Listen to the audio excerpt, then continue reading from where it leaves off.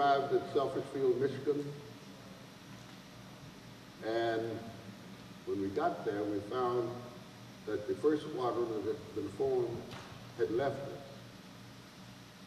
Left us at Camp Chase, New York, and they'd gone to North Africa. That was the 99th Fighter Squadron. The other units were the 332nd Fighter Group.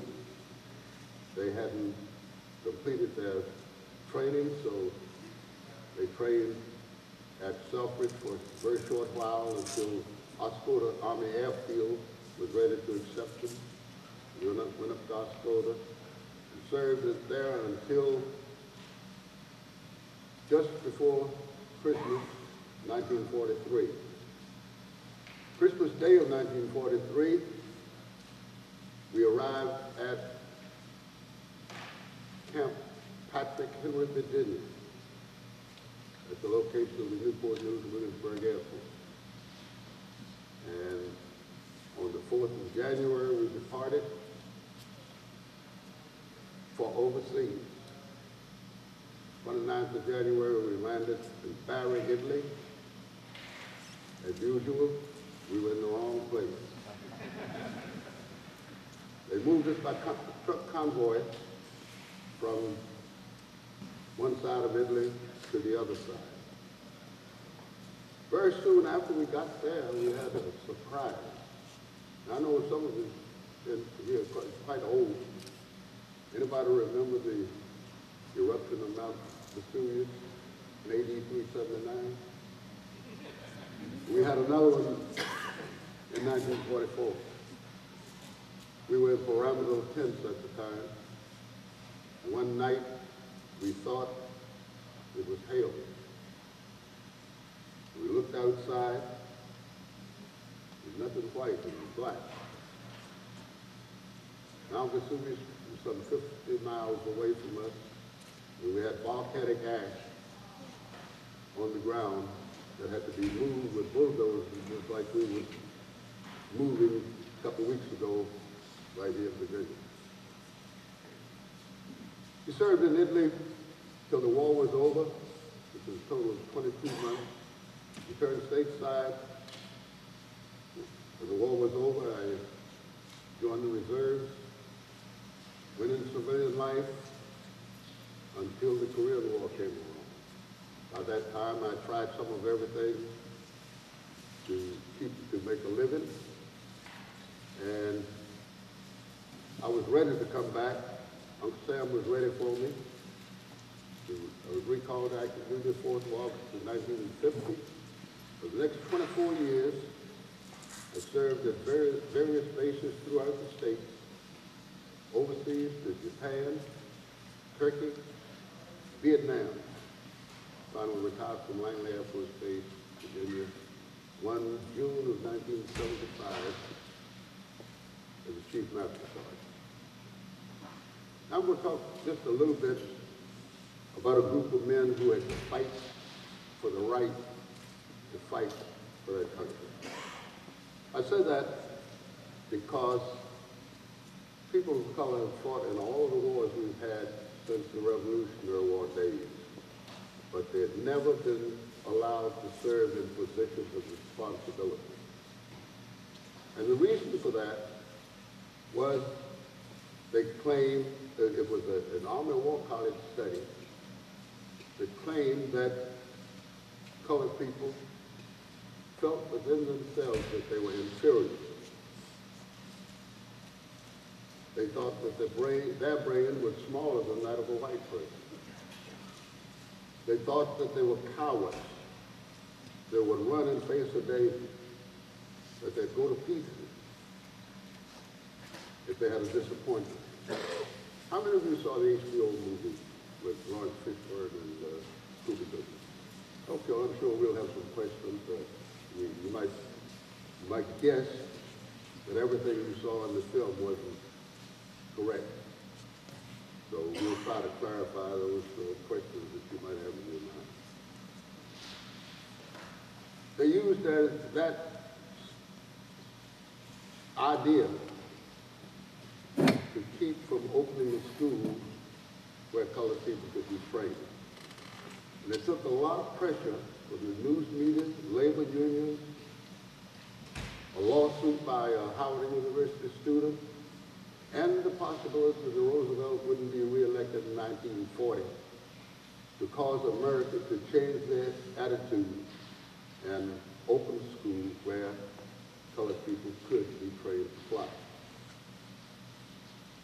Eventually that occurred, and it so happens that at that time, colored people hadn't had a chance to get experience in flying. Our earliest black pilots had to go overseas to learn to fly. One notable person who did that was a female. She went to France, learned to fly. She came back stateside, and by that time, there were some other black people who were into aviation and trying to start something to get people to learn to fly. They opened a school in Chicago called Coffee School of Aviation, and they trained some people to fly. We had our first black military flyers, went to France and flew for France, hoping when the war was over, they'd come back and fly for America, but America wouldn't have it. So eventually, with the pressure, as I said, from the news media and labor unions and so forth, and the possibility that Roosevelt wanted to be reelected in 1940, he decided to make some concessions. Among those concessions were one that he would appoint a colored man to the Selective Service Board. One was that they would make an Army officer a general, and the other was that he would open a school. He was reelected, and he followed through with his promise. The location for the school was possibly the worst place in the world to select, Tuskegee, Alabama. Now, there was a reason for that. The civilian pilot training program had been in effect for a while. Actually, it started about 1939, and we're talking about an area about 1941, when they finally made the concession to open a school. So, the president at Tuskegee Institute was very anxious to get the program there because it was one of the 6 predominantly black schools that had the program in effect. So they selected Tuskegee. The city population didn't want the program. Those of us who had wives at Tuskegee had to endure some things that no human should have to endure. For example, if my wife wanted to buy a dress, she couldn't try it on in school, in the store. She'd have to hope it would fit. If not, she'd have to alter it or buy another one. That's just one of the things. They went so far, those of you who are military people, you know what the officer day's duty was. He had to protect his troops, both on base as well as in town. He was normally authorized to wear sidearms and weapons. The police in Tuskegee went so far as to disarm our officers today. You can imagine what the troops felt like when that happened. In other words, they weren't safe to go in town.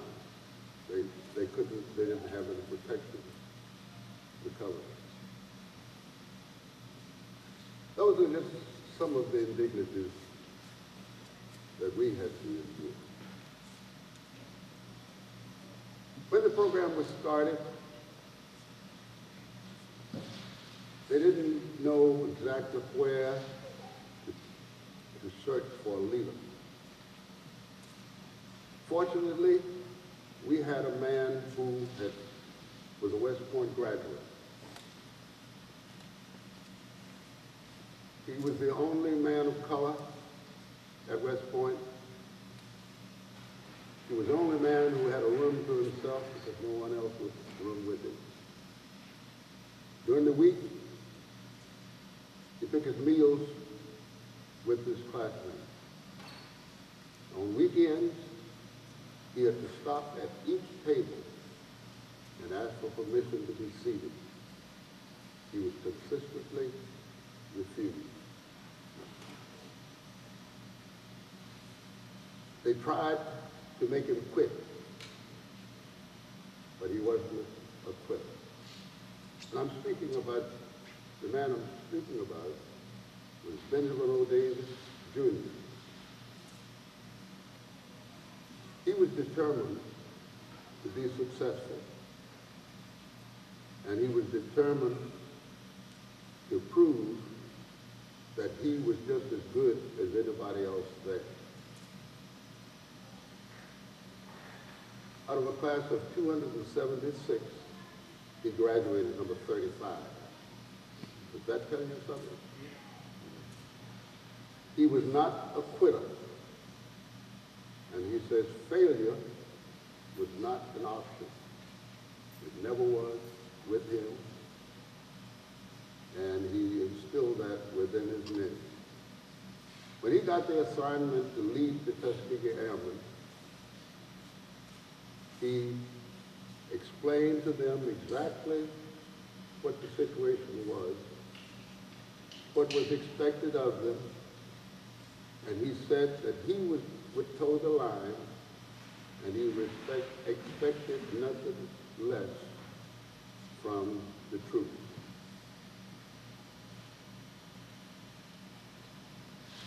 The Tuskegee Airmen flew 4 different aircraft during World War II. They started off with the P-40, and the airplanes they got were, most of them were from the old Claire Chennault days with the Flying Tiger program. They flew that until they got overseas. And when the 332nd was formed with the 3 additional squadrons, the planes they got was the P-39, Maricopa. For a short while, they flew the P-47, Thunderbolt. And finally, got the best that we had, the P-51. And the boss here has a P-51 that he uses his private plane. And that was a good plane. We had a good leader. Now, I wasn't a pilot, but as most of you know, it takes 10 or more men on the ground to keep each pilot in the air. And you can bet your bottom dollar that pilot thinks about who packed his parachute, who checked his engine, who checked his propeller, make sure that everything was right for him to fly. So the people on the ground were just as important as the pilot. Somebody mentioned earlier today about the pilot having an airplane that he called his own. Those of you who are familiar with that knows that the crew chief would say to him, "That's not your plane, that's mine." He meant it. He said, "You bring it back like I gave it to you." There came a time, well, first of all, I'll tell you about when the 99 first went overseas. They sent them to an organization in North Africa where the commander didn't want them to start out with. And he did everything he could to make sure that they didn't do a good job. He was trying to keep them from doing a good job. And he tried to have them sent back to the States, saying that they were incompetent. Now, the missions that they had initially, they didn't get to encounter the enemy so that they could shoot down airplanes. They weren't in that capacity at the time. But Colonel Davis, by that time, the 332nd, with the 3 additional squadrons, had finished their training and were waiting for somebody to accept them overseas. Well, he was called back to the States to defend the 99th, based on what had been reported from the commander. And of course, he defended them, he explained to them what was going on. That recommendation was approved all the way up through the air staff, except for the chief of staff. Yeah, because he said they hadn't had adequate time to prove themselves. So they agreed to let him bring the 332nd back overseas. In the meantime, the 99th had worked their way up through Sicily, had fought the Battle of Pantelleria, and also had arrived in Italy and had fought the Battle of Anzio. By that time, they had shot down 16 aircraft over Anzio. When we arrived in Italy, the 99th had moved up near Cappuccino. They moved us, as I said, from Bari over to Montecovino. From there, we went up to Foggia, Maine, served there for a while. In fact, we were at Foggia, Maine on D-Day. You know. In the meantime, they had gotten an assignment because of the fact that America was losing as many as 25 bombers a day. They were in trouble. Still, our Ika, who had served in England, was operating the heavy aircraft, the B-17s and B-24s. And he came down to Italy to help reduce the number of losses we had. And he called Colonel Davis in and asked if his men could help. And he said they could and they would. So they got the assignment of escorting the heavy bombers. Here again, Colonel Davis explained to his men exactly what was going on. He said, now, the pilots, the escort pilots, are trying to become aces. They want to shoot down 4 airplanes or 5 airplanes so they can get the names in the book, in the record book. He says, if you are found to leave those bombers unprotected, you're going to be grounded and court-martialed. They didn't mind being court-martialed, but those guys wanted to fly. So they took him at his word. During the course of the war in Europe, the 332nd Fighter Group, well, first, let me go back just a little bit and let you know what started, how this came about. Once they got the assignment to escort the heavy bombers, it didn't take long before the bomber pilots realized that they were getting home with all of the bombers.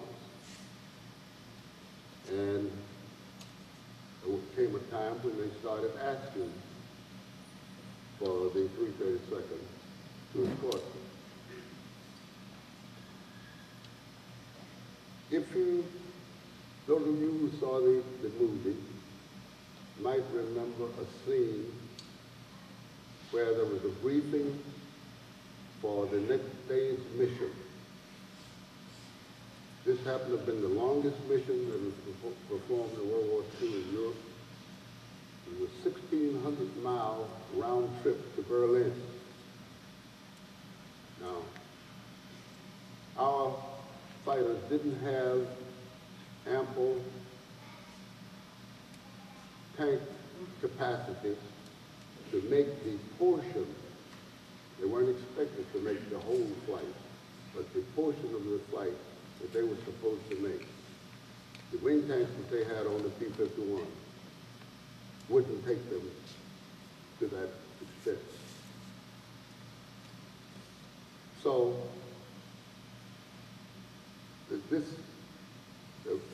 during the briefing for the mission, the young lieutenant asked the question of the briefing officer why the 332nd was detached to escort the bombers.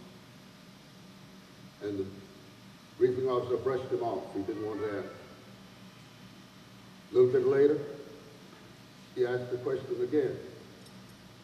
The second time, he brushed him off. So he gave it just a little bit longer the next time, and he asked the third time. The briefing officer said, "Lieutenant, what's your problem?" He said, "Well, sir, I noticed when 332nd is escorting us, we get home with all of our bombs." So they started asking for it. They decided, they got a little bit proud of themselves. They wanted everybody to know who they were. So they found the brightest red paint they could find and painted the tail assemblies red. The Germans called them Schwarz-Vogel-München, blackbirds. The Americans called them red-tailed Indians. That's why we wear the red jacket, symbolizing the red-tailed 332nd Fighter Group. So as I said, they took Colonel Davis at his word and did quite a job. During the course of the war in Europe, they flew a total of 15,553 sorties, 1,578 missions. Approximately 200 of those missions were escorting the heavy bombers. And they had a tremendous success rate.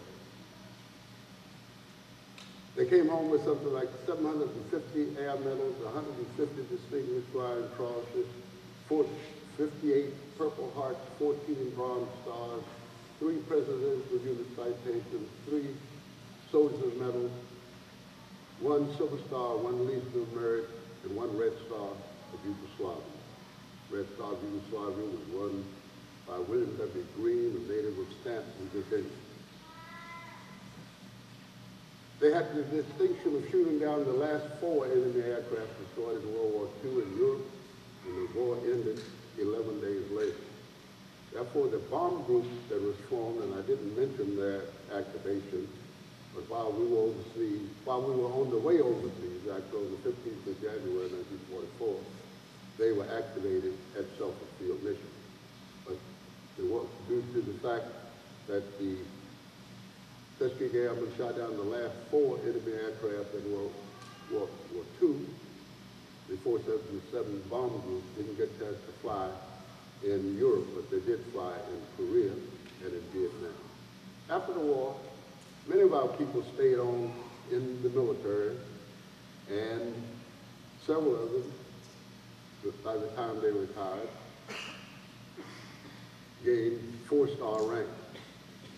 Others went into civilian life, some becoming politicians, doctors, lawyers. Even we had a couple who became university presidents. And of course, we've had a real success with those of us who stayed in the military, helped to carry on the program that was started as far as to sort of balance the things that we need to accomplish as Americans. I feel very proud to have been a part of an organization that worked as hard as it did and achieved the goals that we started out to achieve, so that now we can have an audience like we have today. We're going to have a question and answer session in just a few minutes. I do want to introduce the two ladies that I have with me, and one of them will be talking to you just a little bit about our youth program, so that I know we don't have many children here today, but at least you have families. She will tell you something about what we're doing for the children, so that they will remember the Tuskegee Airmen and what they did to help to bring them to where we are today. I'll first introduce the lady friend here that I brought with me, Ms. Lana Bowman.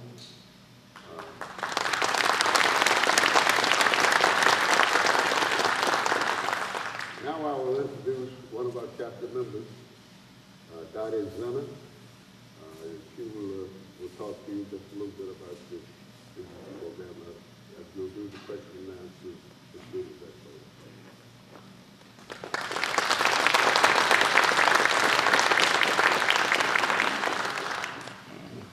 Good morning. Good morning.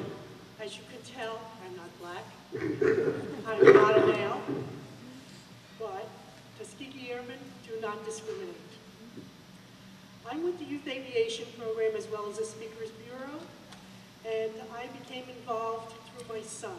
He saw the movie The Tuskegee Airmen while in high school in the ROTC. "Ma, you gotta see this movie, these guys are fantastic," and he was extremely impressed. So, of course, I saw the movie, and then he wanted me to see if he could meet a Tuskegee Airman. Needless to say, they were having a program where we were living in upstate New York. They were starting the Rea Archer Red Tail Flying Program in the New Windsor at the Stewart International Airport. So he was actually the first student pilot of the 4 students that they had to start the program.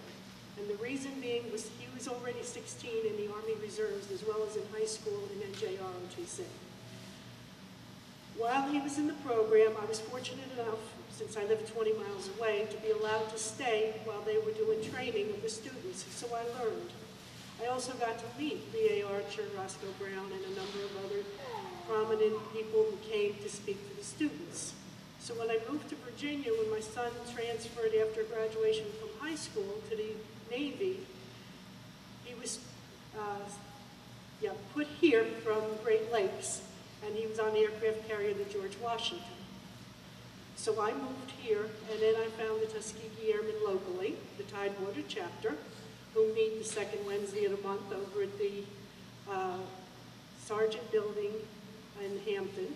We have little pieces of paper there telling you when and where, if you'd like to come. It's open to the public. Also, we have the Youth Aviation Program, which I turned around and said, "How many years have you been here and you don't have a Youth Aviation Program?" So we started one. And we have right now approximately 20 youth. We've taken them flying through the Chesapeake Airport. They've been through the airport at Norfolk. We have classrooms at Williamsburg Airport. We're planning on taking them to the Pentagon. We have one student who's planning on entering the Air Force Academy. We have 2 that have been to Florida for a week of training, 2 that have been to North Carolina for a week of training. They've been through Langley. They've been on 2 occasions. They've been to the air shows and the Air and Space Museum, the War Museum, and now we're talking about taking them up to the Pentagon. We were also instrumental in the young lady, Kimberly Aradiki. I'm sorry, she has a name that's a little bit difficult to pronounce. She came from California with TAM East, 2 TAM East from TAM West, and she carried an original Tuskegee Airman, and we hosted her while she was here. So that's some of the things that we've done with our program. And now if anybody would like to have question and answer period, we would be more than happy to entertain your questions. And just so you know, my son's picture is the one here by the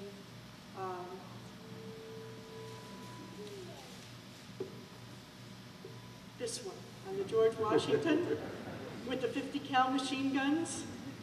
And I'm proud of him, what can I tell you? He's scoop certified out of West Point Military Academy as well, and black belt martial arts, and he's currently in Guam for how long? I don't know exactly. And he's doing recon and teaching foreign military. Thank you.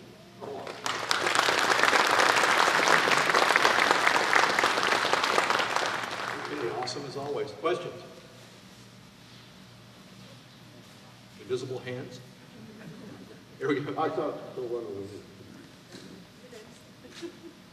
We lived outside South Carolina for a while, Charleston, South Carolina, and in Walterboro there's a Tuskegee Airmen Training Center, I guess, at one point in time. Can you speak a little bit about that? Yes, there was some training there, especially with the bomb group. They did quite a few things there at Walterboro, and I didn't have anything out here. I have some pictures of the facility, and of course they've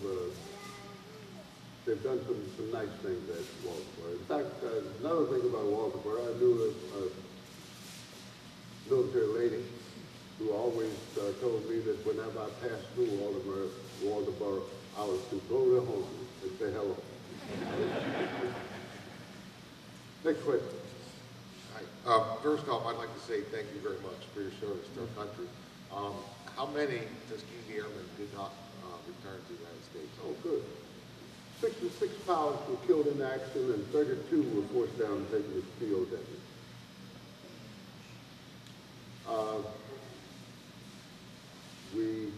That answers your question. More? How about the movie?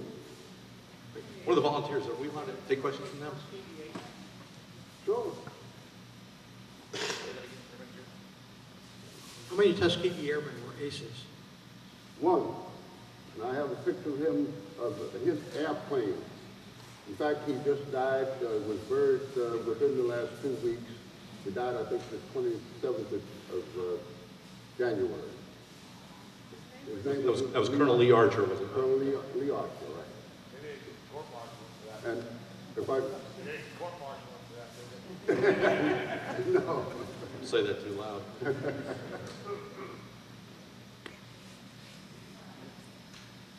Was there a point in the war where, collectively the Tuskegee Airmen sensed that the feelings were changing and that they were starting to be more accepted? And what was the reaction among the Tuskegee Airmen if they actually sensed that?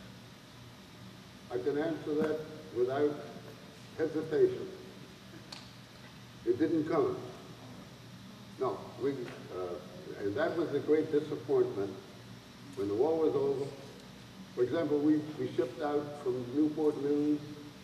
We went out 2 different gates, and one was colored, one was white. We came back to Newport News, the same thing.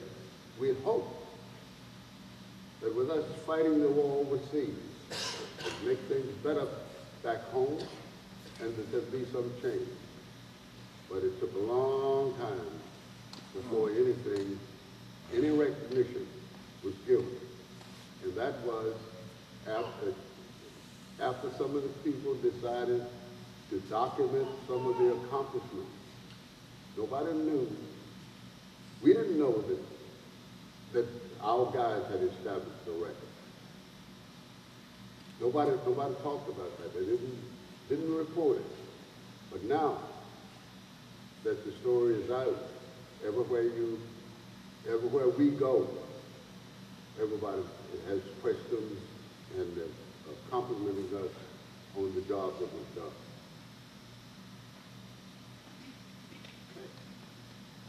Yes, ma'am.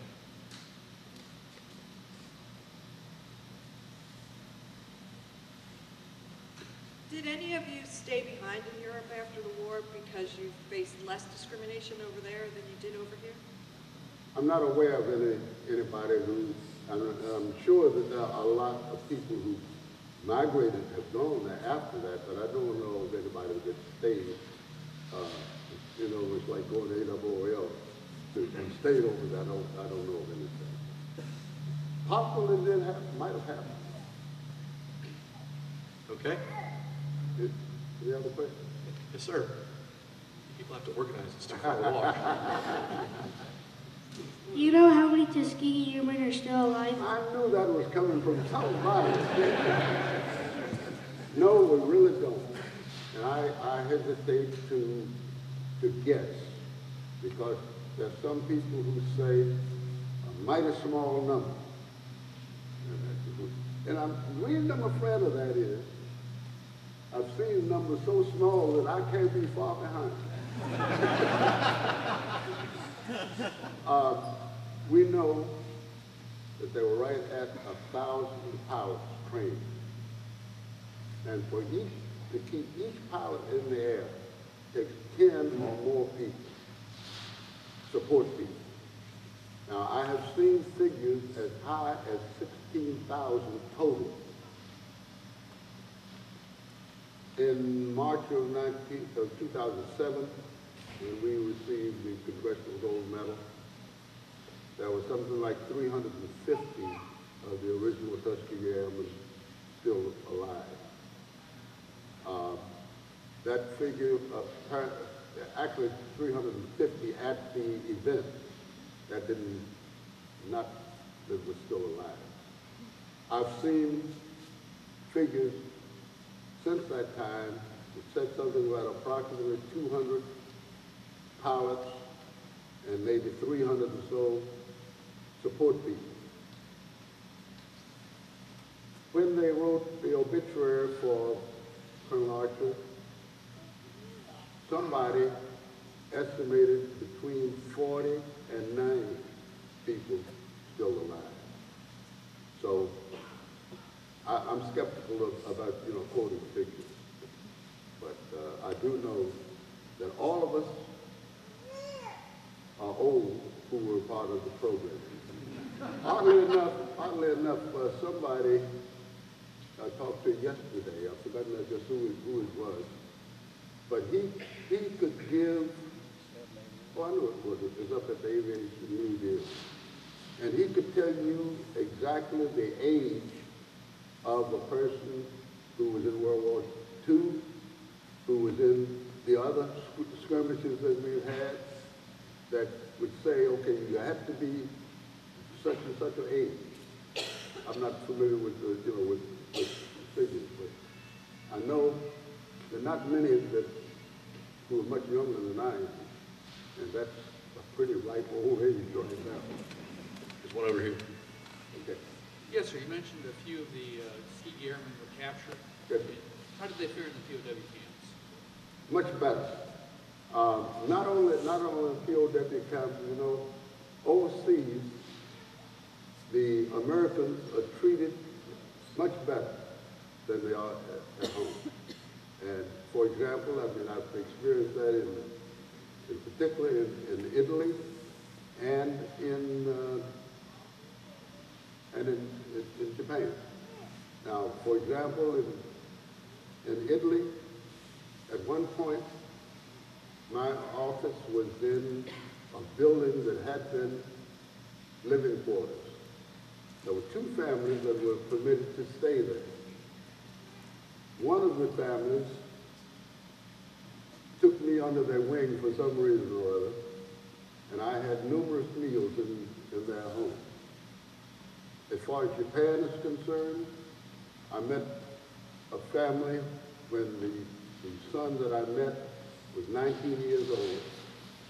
His father was 80 years old, and we visited back and forth with them the whole time we were there, and I still communicate with that 19-year-old boy at that time. So we were well treated overseas, much better than at home. In the movie Tuskegee Airmen, they portrayed the training of the pilots as the trainers were really tough on them. And in one episode, it showed like one of the pilots' trainees actually got killed. Do you remember that? I don't remember the one that got killed now. But was that true? I mean, did they actually treat the recruits like that? Riding them that hard? Now, you're talking about the recruits or the... I'm talking about how the trainers okay? The flight instructors, thank you, Okay. treated the recruits when they were flying. Well, I wouldn't say that kind of a treatment, but they do make sure that the man knows exactly what he's doing when they turn him loose to fly an airplane. Military training has to prepare a man to protect himself as well as his cohort. So it is pretty difficult. But many things, or several things in the movie were in there for a different reason. I thought maybe somebody mentioned a couple of things that didn't happen like they portrayed it in the movie. Yes, sir. What message would you like our military today to hear? Well, I think our military has done pretty good.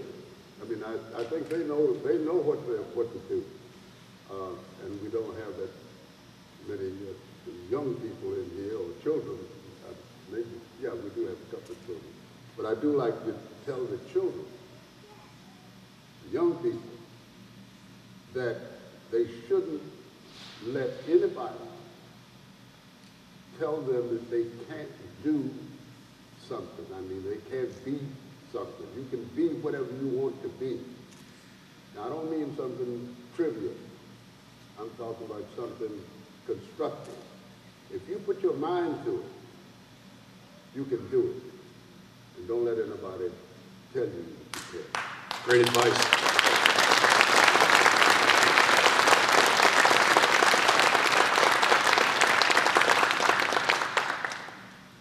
Expand on that. When my son was in school, and it was always bring your parents to school to tell them what they would learn from the parents, was always, I wanted the last day, the last hour, and nobody to come after me.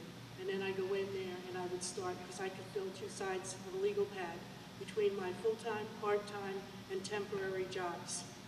And I've done from driving tractor trailers to picking onions in the onion fields, working in the county office, designing floor plans for new homes, driving the dump truck out in the field. From soup to nuts, just about, I've done it, including waitress work, cooking, working as a butcher. So there's nothing that you can't do if you don't try. And I always tell the students when I was leaving the classroom, somebody offers you a job, be it for a day, a week, a month, or a year, and you've never done it, try it. You might like it. It might give you a new field. And you'll learn the experience. At least you can say, I tried it, I liked it, or I didn't. Thank you.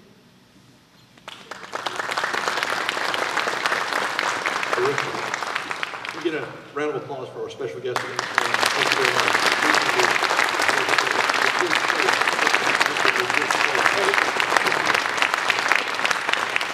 The Chief's going to